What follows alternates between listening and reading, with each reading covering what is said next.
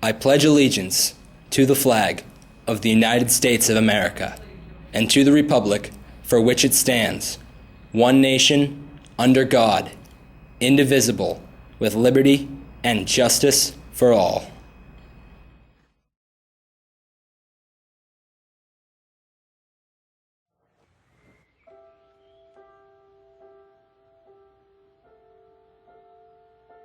On April 15th, 2013, day broke, just like it has from the beginning of time.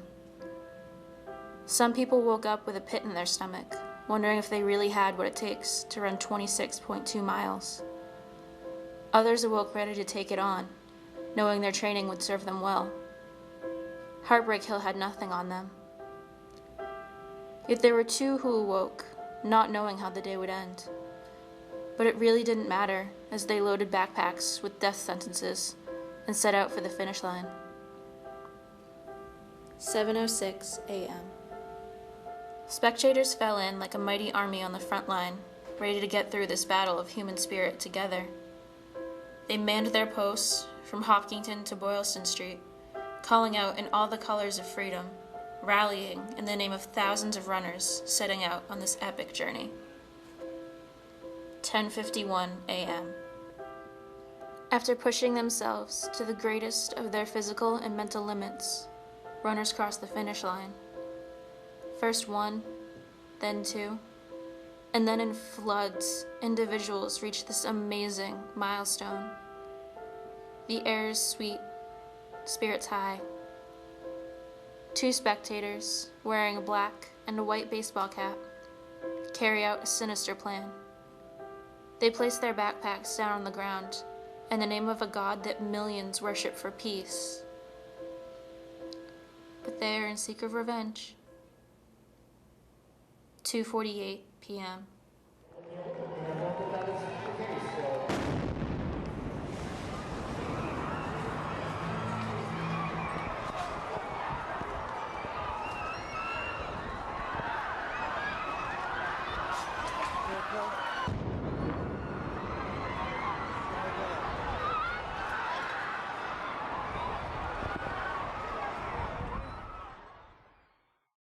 We are standing outside the John Joseph Moakley Courthouse where the citizens of the Commonwealth are attempting to take back the finish line as admitted terrorist Johar Tsarnaev is standing trial for his role in the 2013 Boston bombings. There we were, 4 high school kids and their teacher on a quest to cover the most historical trial in the history of Boston. Our experiences will stay with us forever. When we arrived at the courthouse, we were intimidated to see a row of professionals standing on the sidewalk waiting for something to happen. Who were we to be there at that moment? Who were we to be covering such a serious story? But as we took our place alongside them to watch the trial in real time, we realized we had just as much a right to be there as they did. Seeing Tsarnaev on camera was chilling. None of us have really come to terms with those feelings. Today we got to talk to the courtroom artist for the Johar Tsarnaev trial, and we asked her what she thought about his body language, and her answer was just spot on. She said he was bored. He sat there and he touched his nose and he wouldn't make eye contact with any of the witnesses during any of the testimonies, and it was just so surreal seeing him sit there in the courtroom and look down the entire time and not acknowledge that anyone was there. This train makes the following stops. He never looks at the witnesses and he doesn't show any remorse. He's just a walking dead. This past Wednesday, I had the rare opportunity to attend the trial of Johar Tsarnaev. As a federal case, it could not be broadcasted, so I went into the overflow room armed with only a notebook and a pencil. I became one of the few people in the world to watch the proceedings, as I found myself in the same building as a known terrorist. Seeing him with my own eyes like that was an unbelievable experience, both real and unreal. It was like seeing double. On the one side, I saw Johar Tsarnaev, the man who had destroyed countless lives, whose face haunts the nightmares of our city. But on the other side, I saw the kid his friends called Johar, just a normal guy. Tsarnaev didn't look like a terrorist. With the type of blandly handsome face you smile at on the street, then forget about, he just seemed like your average student, bored spitless before class. It was bizarre how normal everything seemed. Everything was very calm, clinical even. But beneath the calm roared a powerful sea of emotion, which would arise at certain impactful moments.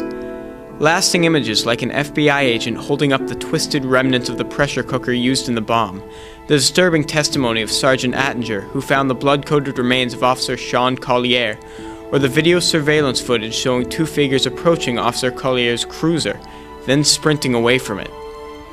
To me, the most powerful testimony of the whole trial was given by MIT student Nate Harmon, the man shown here on the bike. After giving descriptions of the people he saw by the car, he leaned over in the witness booth, stuck a finger straight at Johar and said, "That's him. That's the man I saw." Although I wasn't able to record Tsarnaev's reaction to that, I was able to observe him in limited doses, and what I saw was simply surreal. From the reporters in the trial room, the overall impression of him is that he's simply bored, but it goes deeper than that. He is listless, vacant, hopeless. Tsarnaev sees the pale horse coming, and he welcomes death's cold embrace. All he has left to do is wait.